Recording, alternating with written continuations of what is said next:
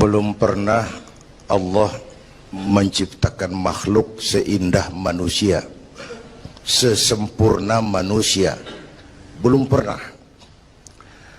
Itu di Ragunan makhluk Allah puluhan ribu. Bandingin sama kita, bagus mana?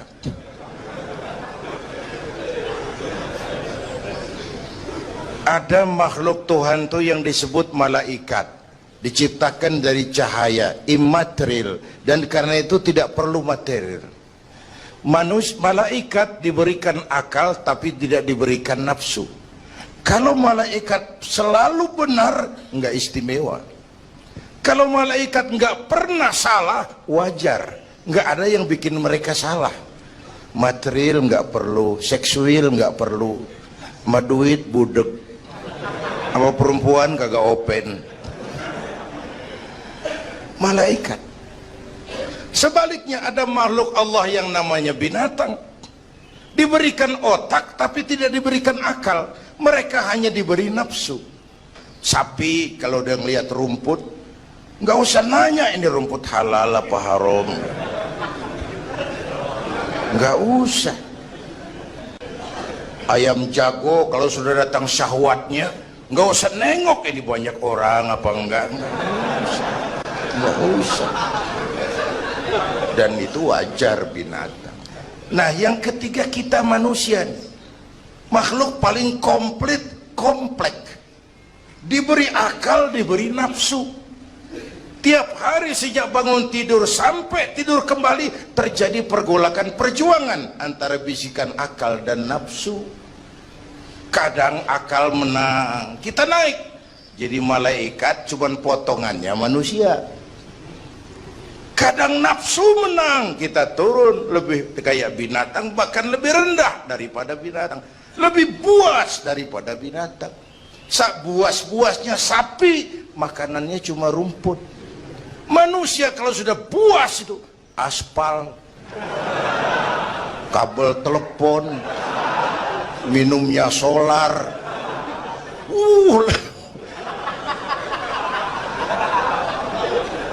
Lebih puas dari binatang sekalipun. Agar akal bisa mengendalikan nafsu, Allah menurunkan agama, bukan menghilangkan, mengendalikan, mengatur. Manusia tanpa nafsu bukan manusia. Manusia nafsu melulu, kebo.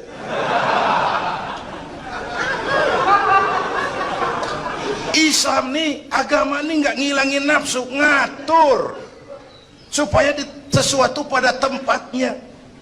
Jangankan hidup berkehidupan, pakai kopiah saja mesti ada caranya tuh. Ya, ada cara ceramah ya gini, dagang miringin dikit, main gaple begini.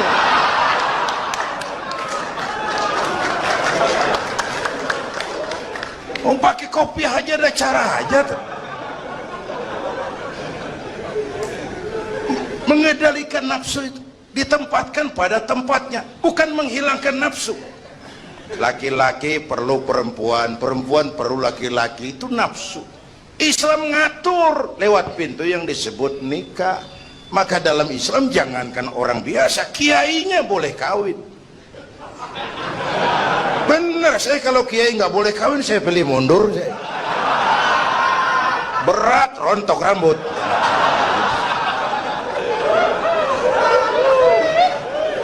Ngatur. Saudara-saudara hadirin yang saya hormati, jadi ternyata di sini bukan perjalanan terakhir. Bahkan ini harus jadi titik awal ke depan, menata hari esok yang lebih pasti dan lebih baik. Pertama, jangan pernah terniat kita akan kembali ke sini lagi. Jangan pernah terniat bahwa kita optimis, itu harus. Bahwa kita semua punya salah, itu pasti. Nih, saya nih, Zainuddin nih, kalau mengharap masuk surga pakai amal yang saya kerjakan sendiri, roman-romannya tipis harapan. Bener. Sholat saya berapa banyak saya tahu, sedekah saya berapa duit saya tahu, sholat saya berapa banyak saya tahu. Terus saya baca sejarah, Nabi Adam dosanya atu, makan buah khuldi. Nabi Adam dosanya atu, dikeluarin dari surga. Kita dosa banyak, pengen masuk, kan kagak nyambung nih, nggak nyeklek nih. Untung Allah itu bukan Tuhan pendendam. Allah itu ramah dan penuh rahmah.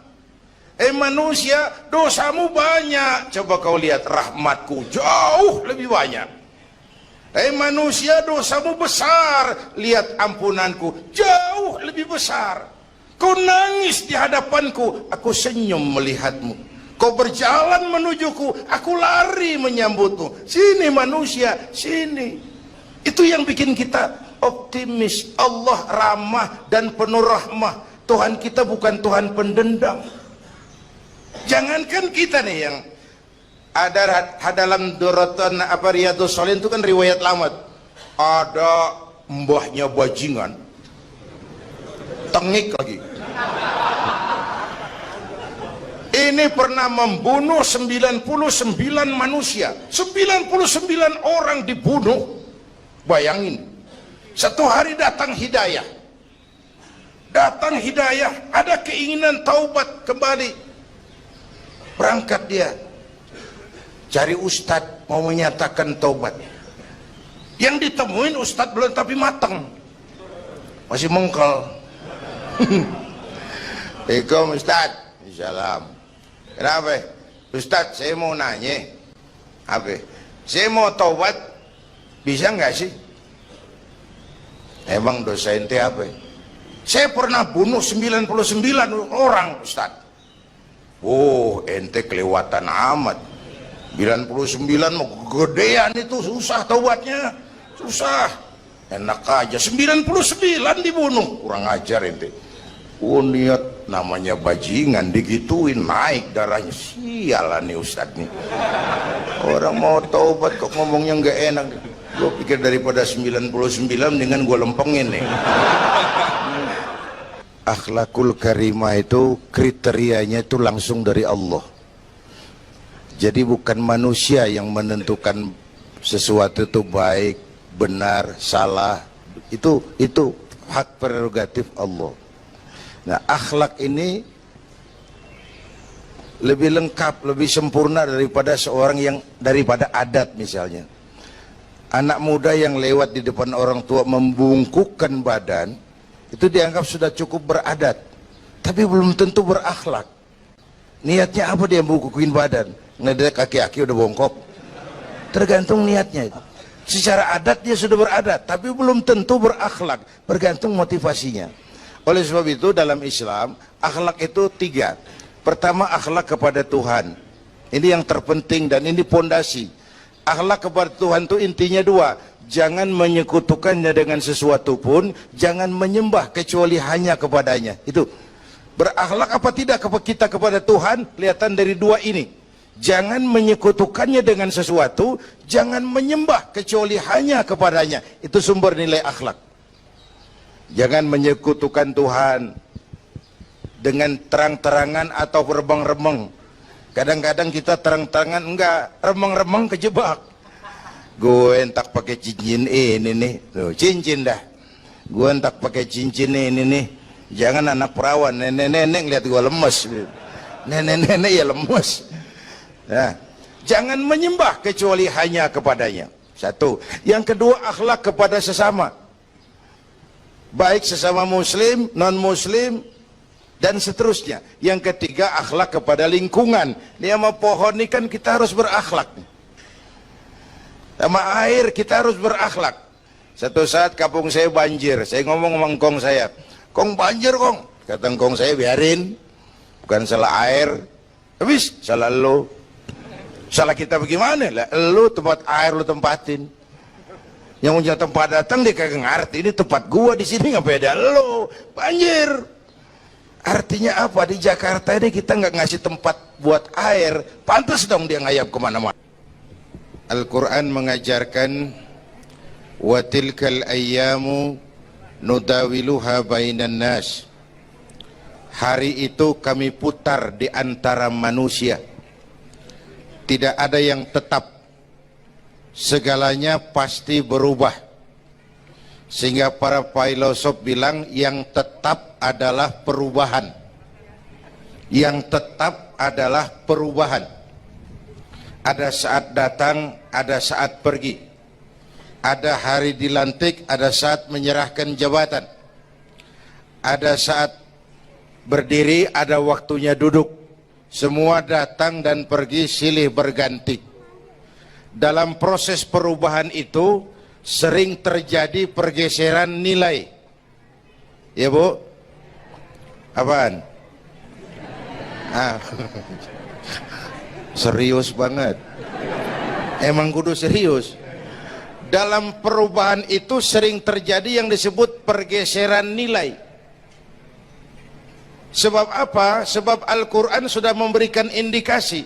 Kalla innal insana la yatgha ar-ra'ahus taghna. Manusia sering lupa diri apabila melihat dia berada dalam posisi yang mapan. Baik kemapanan itu karena kemampuan intelektual, karena kekuatan materi, atau karena faktor kekuasaan. Dikala itu orang sering lentur dan luntur, mengalami proses degradasi.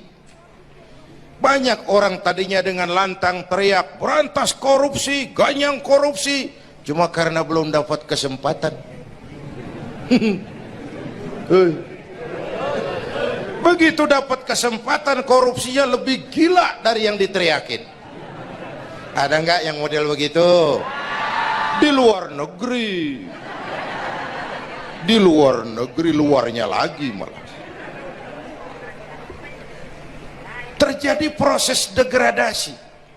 Makanya saya sih ngarepin ini menteri-menteri kabinet baru kayak yang kemarin dilantik, DPR baru, saya ngarepin waktu dilantik tuh baca doanya nawaitu sauma godin. Niat puasa dulu deh. Ini negara lagi kurang tapi bagus, ekonomi masih gonjang ganjing, rakyat masih Senin Kemis. Nawaitu sauma godin dulu deh. Nunda dulu, nunda tempe boleh habis maghrib. Nunda entaran. Tahu boleh habis maghrib. Menteri mau naik mobil mewah boleh, ntar kalau ekonomi udah mendingan, rakyat napasnya udah pada lega. Nawaitu saum, ini malah dilantik malah Allahumma lakasumtu. Doa buka puasa yang dibaca habis rakus semua jadi.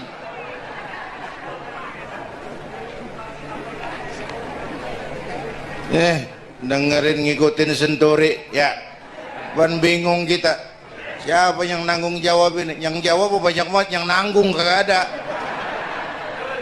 Bener nih. Yang jawab semua jawab pakai jurus bekelit. Yang nanggung kagak ada. Nih ujung-ujungnya saya khawatir kayak lagu Bengawan Solo. Akhirnya ke laut. Kalau udah ke laut udah kagak ada yang ngurusin, udah ribet urusan.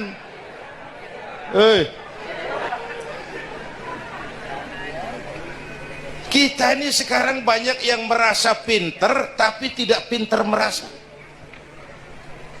Akibat era informasi kita banyak tahu tapi nggak tahu banyak. Coba dong, siapa aja ngomong apa aja diomongin, begitu dia dalemin gue juga katanya. Banyak tahu tapi nggak tahu banyak. Merasa pinter tapi nggak pinter merasa. Orang tuh kalau merasa pinter yang timbul keangkuhan, tapi kalau pinter merasa yang timbul kebijakan. Ayolah, nah itu sama godin sebentar kok, nunggu maghrib deh. Kalau ekonomi udah beres, rakyat hidupnya udah rada mapan, itu menteri mau pakai mobil mbahnya mewah, masa bodo amat. Ya, dong menteri-menteri di Inggris harga mobil dinasnya 200 jutaan, padahal Inggris yang bikin Rolls Royce, Inggris bikin mobil Bentley, Inggris bikin mobil Aston Martin. Aston Martin itu merek parfum apa mobil pakai? Hah? Merek parfum apa mobil? Merek mobil bang. Itu Aston Martin yang dipakai James Bond itu. Oh iya. Punya pakai? Gue juga katanya.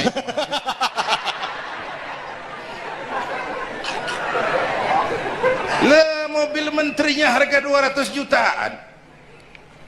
Menteri-menteri Malaysia pakai mobil Proton Saga, produknya sendiri. Kita 1,3 miliar. Ada, mudah-mudahan mobil dinas baru ini bisa meningkatkan kinerja saya, kata seorang menteri. Dodol. Apa hubungannya mobil mewah sama kinerja? Apa hubungannya mobil mewah sama kinerja? Kalau memang mental bajai, biar naik Mercy juga selandang-selandang nggak karu-karuan. Mental. Dan ini saya mau bicara, kita perlu stabilitas temperatur batin atas terjadinya perubahan yang membawa pergeseran nilai. Kita harus kayak ikan di laut. Ibu tahu ikan di laut? Tahu? Itu katanya ikan di laut udah Kristen semua, sebab yang paling gedenya paus.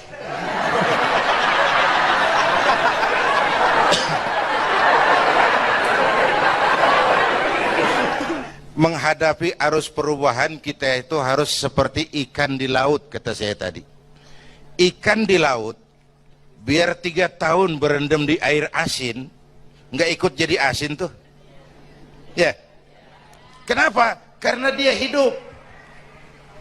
Ikan yang hidup 3 tahun berendam di air asin nggak ikut asin. Tapi begitu dia mati, ikan mati mah bagaimana keadaan? Digarmin asin, diasemin asin. Ikan mati. Orang yang jauh dari agama, jiwanya mati. Kalau jiwanya mati, gampang diasem garmin lingkungan. Dekat sama ustadz, kalem kayak ustadz. Dekat sama tukang mabok, teler aja lagi. Gue sih bagaimana yang nyampor aja gue mah. Gampang diasem garmin lingkungan. Tapi orang yang jiwanya hidup, silakan buka tempat pelacuran di samping rumah saya, pantang saya ikut. Silakan buka tempat judi di depan rumah saya, nggak bakalan saya ikut. Silakan buka minuman keras di belakang rumah saya, nggak bakalan saya ikut. Jiwanya hidup. Dan jiwa akan hidup kalau agama hidup di hati kita. Kita tidak bisa menghindari perubahan. Kita tidak bisa menghindari arus persaingan. Sekarang ini jangankan dagang, jadi kiai juga kalau nggak sanggup bersaing. Ini bahasa kasar tapi jujur. Curhat. Karena sekarang orang hidup di zaman banyak pilihan. Pergeseran nilai pastilah terjadi. Dulu tahun 60-an Betawi nih, sebelum listrik masuk desa, asal sore habis maghrib kita jalan masuk kampung, berasa banyak Islam tuh. Berumah sono anak muda lagi pada baca Yasin, belah sono yang sono lagi latihan barzanji, belah sono ibu-ibu mengempet ngapalin sifat 20. Dulu tuh masih rumah gelap, belum ada listrik ya.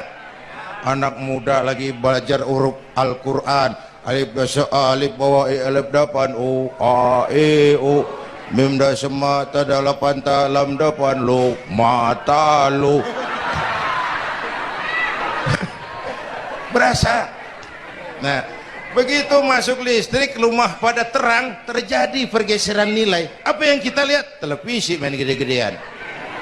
Ya, ya, ngaku lu ngaku.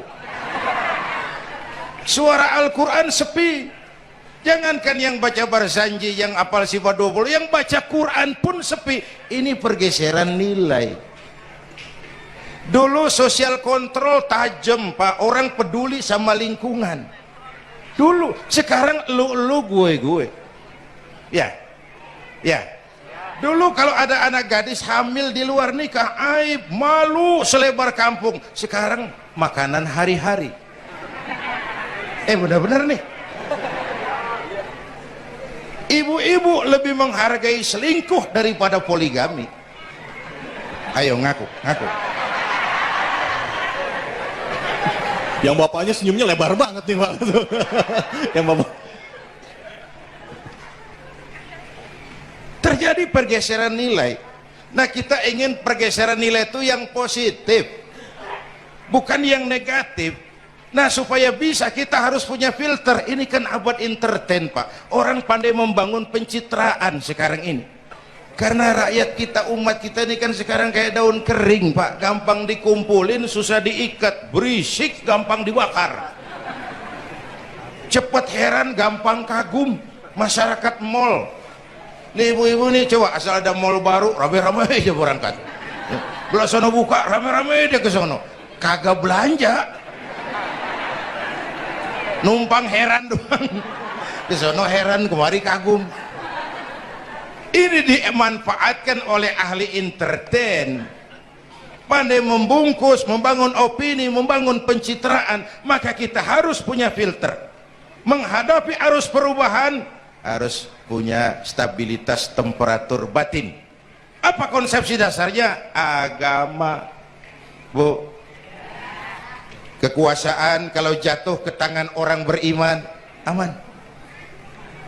Ilmu kalau jatuh ke tangan orang beriman, manfaat. Harta kalau jatuh ke tangan orang beriman, manfaat, rahmatan lil. Tapi kekuasaan jatuh di tangan orang yang jauh dari iman, Fir'aun kan dulunya cuman raja Bang, cuman kelamaan jadi raja nggak ada yang nandingin, akhirnya lupa daratan, ngaku jadi Tuhan. Ana rabbukumul a'la, aku Tuhanmu yang paling tinggi katanya. Dihadapi oleh Musa. Dulu mah adu sihir, sekarang pan adu konsep. Itu cuman beda versi aja. Dulu adu sihir, sekarang adu visi dan misi. Polanya sama, begitu orang tuh dikenal dari visi dan misinya. Akhirnya Fir'aun mengangkat diri jadi Tuhan, ditenggelamkan di Laut Merah. Begitu udah cengap-cengap napas sampai tenggorokan, baru amantu bi Rabbi Musa wa Harun. Aduh, kalau begini saya juga percaya sama Tuhannya Musa. Udah mau mati, walaikal maut, gemes banget, dikedukin lumpur, dijubulin, mampus loh. Kemarin kemana udah gini hari baru beriman. Kekayaan kalau jatuh di tangan orang yang jauh dari iman, yang muncul korun, lupa diri, lupa daratan, masuk dalam kategori kalla innal insana la yatgha ar-ra'ahus taghna. Maka dalam pada itu kita bersyukur Majelis Ulama memberikan fatwa yang berkenaan dengan perubahan-perubahan yang terjadi di tengah-tengah kita, supaya kita ini punya pagar, supaya kita punya benteng ada yang kita pegang. Dan yang memberikan fatwa juga Majelis Ulama, bukan seorang tuh, majelis, lalu terdiri dari berbagai macam proses pertimbangan. Enggak sembari ngelamun di bawah pohon jambu tuh nyusun fatwa tuh. Saya perlu sampaikan ini sebab orang kan harus hati-hati. Memang ada hadis, barang siapa yang berijtihad lalu ijtihadnya benar dapat 2 pahala, kalau ijtihadnya salah dia dapat 1 pahala. Manijtahada, man di sini bukan lil itlaq, bukan siapa saja, barang siapa lalu siapa saja, nggak beres urusan. Barang siapa yang memenuhi persyaratan untuk berijtihad, lalu dia berijtihad, itu yang kalau salah dapat 2, kalau salah dapat 1, kalau benar dapat 2. Jadi manijtama'a fihi syurutul ijtihad, bukan man lil itlaq, lalu siapa saja boleh berijtihad, lalu lahir fatwa yang aneh-aneh. Tetapi sungguh pun demikian, fatwa Majelis Ulama itu tidak bersifat mengikat. Ini yang bijaksananya. Tuh, dalam Al-Quran Pak, Bu, balik lagi ke ceramah nih. Dalam Al-Quran Allah itu maha bijaksana. Kapan? Coba. Kalau sorga disediakan untuk orang yang tidak punya dosa, sepi sorga. Ya, nih, ayo jujur nih, ada nggak yang kagak punya dosa di sini? Nggak ada. Untung Allah bilang apa? Wa amma man thaqulat mawazinuhu fahuwa fi 'ishatir radiyah. Orang yang timbangan kebaikannya lebih berat dari timbangan kesalahannya. Bukan nggak punya salah. Orang yang timbangan kebajikannya lebih berat dari dosanya. Bukan nggak punya dosa. Ya. Tapi lebih berat, kan itu yang kita harapin. Ada dosa, ada salah, iya, tapi timbangan kebaikan lebih berat daripada timbangan kesalahan.